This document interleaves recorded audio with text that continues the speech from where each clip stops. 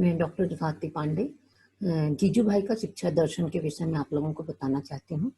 सबसे पहले परिचय, जीवन दर्शन, शिक्षा दर्शन, शिक्षा का अर्थ, है ना, शिक्षा का उद्देश्य, पाठ्यक्रम, शिक्षण विधियों में से और शिक्षा में योगदान, अनुशासन, उपसंहार और संदर्भित ग्रंथ।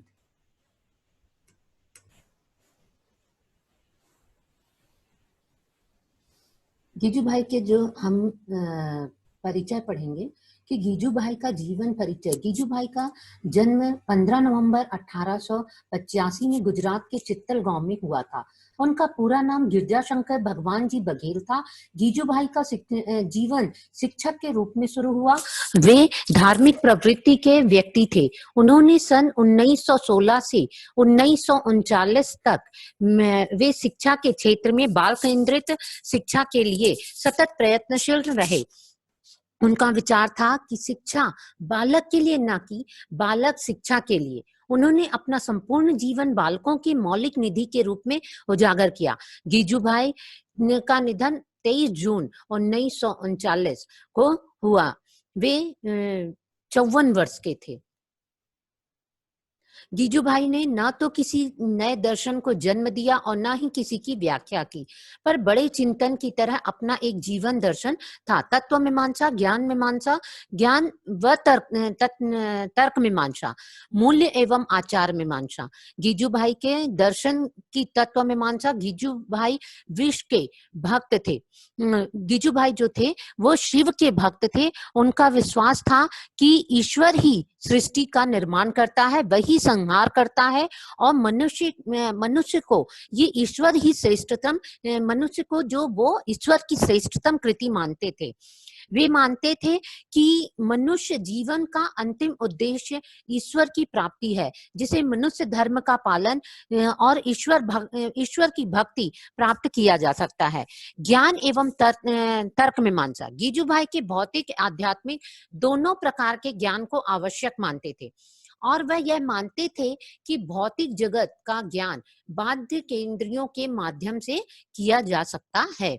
मूल्य और आचार मीमांसा में गीजू भाई धर्म और नैतिकता को मनुष्य जीवन का आधार मानते थे। उनकी दृष्टि से मनुष्य को सत्य, अहिंसा एवं ईमानदारी का पालन करना चाहिए और प्राणी मात्र के प्रति स्नेह करना, दया एवं परोपकार का भाव रखना चाहिए।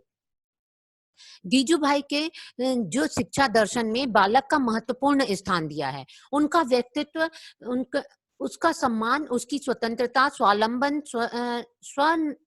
स्व अनुशासन, जो प्राकृतिक और स्वाभाविक वातावरण आदि। सन 1920 में बाल मंदिर की स्थापना की गीजू भाई ने और बाल मंदिर के अध्यापन से जो मंदिर की शुरुआत हुई।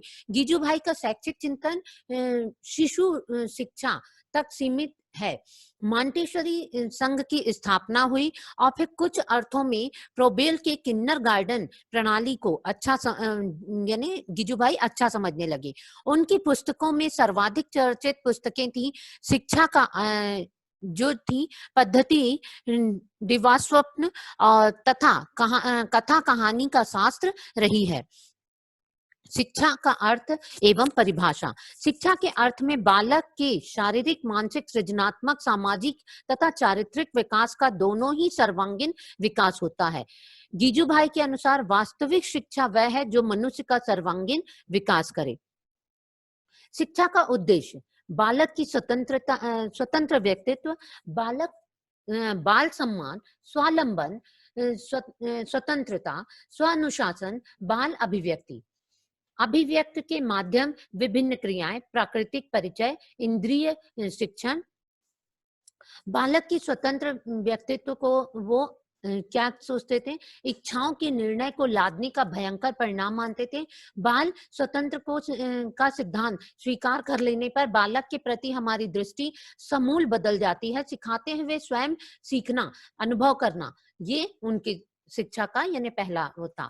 बाल सम्मान। गीजू भाई बालक को क्या कहते थे कि बालकों को बहुत सम्मान करते थे। वह भाव उनका स्थायी भाव था। बच्चों को सम्मान की नजर से देखना उनका विकास होता है।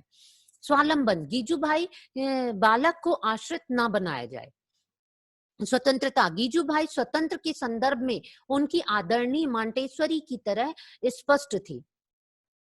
स्वानुशासन, यह विचार था उनका कि बच्चों को प्रकृतियों और निरीक्षण तथा ऐसे ही काम उन्हें देने होंगे। बालक के अंत विषयों के स्वाभाविक रीति से स्वाभाविक दिशा में बढ़ाने की क्रिया है। बाल अभिव्यक्ति, जो बालकों की अभिव्यक्ति का विकास गीजूभाई का शिक्षा दर्शन का महत्वपूर्ण पक्ष था। अभिव्यक्ति का माध्यम में विभिन्न क्रियाएं, बालक को कथा, बाल नाटक, लोकगीत, लोक कला, कला संग्रह आदि का उल्लेख है। गीजूभाई के अनुसार हमारे विद्यालयों के बालकों की सृजन शक्ति के बनकर रह गए हैं। अपने बाल मंदिर में चित्रकला, संगीत, परस्पर बातचीत, मिट्टी का काम, बागवानी, साज सज्जा, यानी इस तरह से अभिव्यक्त करके बढ़ावा देने की दृष्टि। प्राकृतिक परिचय, बच्चों में प्रकृति का परिचय के माध्यम से बालकों का विकास होता है। इंद्रिय शिक्षण, सर्वांगीण विकास की दृष्टि से गीजूभाई के इंद्रिय शिक्षण को अनिवार्य माना है। पाठ्यक्रम, गीजूभाई की शिक्षा का परीक्षा केंद्रित पाठ्यक्रम में के चर्चा के विरोधी थे। उनके विपरीत थे इस स्तर पर अनुभव जन्य पाठ्यचर्या के समर्थक थे। ये बच्चों को अपने परिवेश में घर, विद्यालय से घर तथा विद्यालय से बाहर की भाषा सीखने पर बल देते थे। अपने परिवेश की प्रकृति के बारे में वस्तुओं के चित्र बनाने, प्रयोग स्तर पर प्रयोग आने, गणित सिखाने पे बल देते थे। बच्चे स्वयं सीखें और स्वयं सीख करें, और अनुभव करें, इस तरह वो अपना शिक्षा देना चाहते थे। शिक्षण विधियां क्या थी उनकी? शारीरिक विकास एवं इंद्रिय प्रशिक्षण, मातृभाषा की शिक्षा, गणित शिक्षण, संगीत शिक्षण, इतिहास एवं भूगोल शिक्षण, चित्रकला प्रशिक्षण, धार्मिक एवं नैतिक शिक्षण, खेलकूद।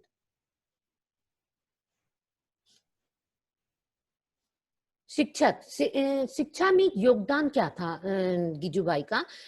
यानी जो विश्वकुल शिक्षक कैसा होना चाहिए? विश्वकुल किसी भी प्रकार के विकास की नींव मजबूत हुई तो इमारत मजबूत होगी। नहीं तो अगर शिक्षिका यह कार्य एक स्तर पर शिक्षिकाएं तभी कर सकते हैं जब शिशु प्रकृति का ज्ञान हो, शिशु शिक्षण विधियों का परिचय हो, उन्हें प्रेम, स्नेह, त्याग और कर्तव्य परायणता की भावना कूट कूट कर भरी हो।